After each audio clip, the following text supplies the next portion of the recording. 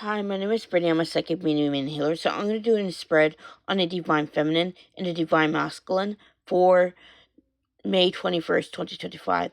The first card I get for divine feminine is the Ten of Cups. So I feel as though the divine feminine is reflecting on what is being shown to her. Some relationship trauma is coming up for the divine feminine to transmute. And she's starting to see how her not trusting love attracted those situations. So the divine feminine is taking accountability for how she dimmed her own light just to keep others warm. And I feel as though as she takes her power back from specific situations, the divine feminine starts to see just how much she was self-sabotaging.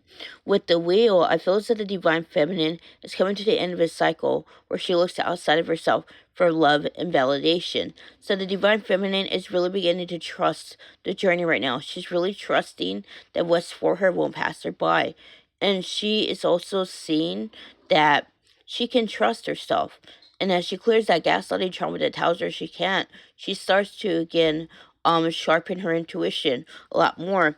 But the Ace of Swords, I am seeing also that the divine feminine is seeing where her attachment style is still influencing her. So the divine feminine is working on either an anxious or disorganized attachment style.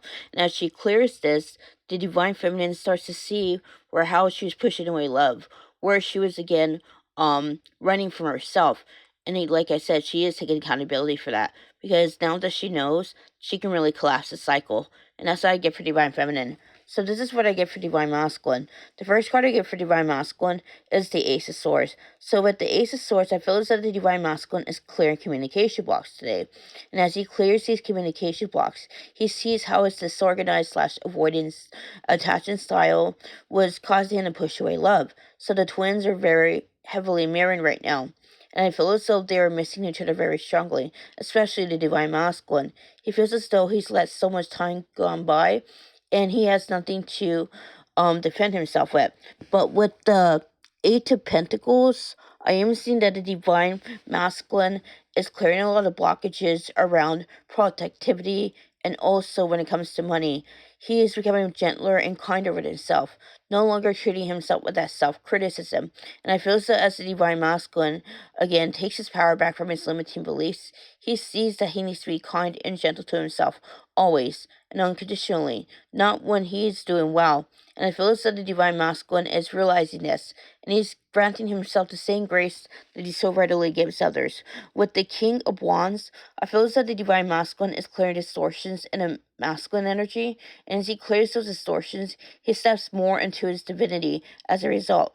The divine masculine sees that he needs to trust that the road ahead of him is where he's supposed to go. And I feel as though the divine masculine's ego is telling him to not trust the process. But the divine masculine is still doing things his way. He's allowing the divine to guide him because he understands that it's much better than trying to do everything himself, because he sees now that trust can break through so many barriers. And that's what I get for divine masculine. If you haven't already, like my videos, subscribe to my channel. I post updates about twin flames often.